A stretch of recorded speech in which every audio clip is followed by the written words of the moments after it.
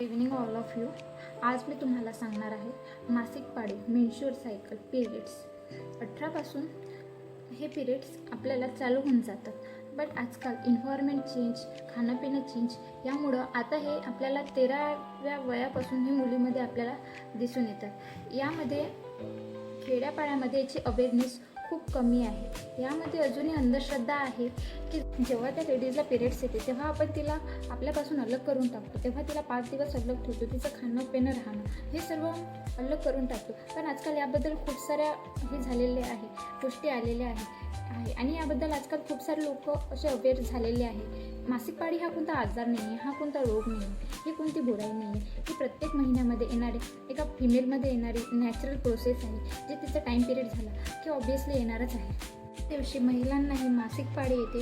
ह्या दिवशी तिच्या बॉडीमध्ये ॲव्हरेज येते 150 ml हे ब्लड तिच्या शरीरातून ओव्हरीमधून हे बाहेर निघते. त्यामुळे तिला क्रॅम्प्स होतात, मूड स्विंग्स होतात, पोटाला वेदना होतात. आणि हे एक गोष्ट सायंटिफिकली प्रूफ आहे की ज्यावेळेस मेन्स्ट्रुअल पाळीच्या वेदना होतात त्याला आपल्या हार्ट अटॅकच्या पेनशी रिलेटेड केलेलं आहे. त्यामुळं तिचा साथ द्या, तिला आधार द्या, त्यामध्ये तिला चांगले फूड्स, चांगलं एन्व्हायरमेंट हे प्रोव्हाइड करा. ब्लड हा खूप जास्त हाय असतो. यामधून असं थोडा शरीरातून वास येतात, पोट दुखतात.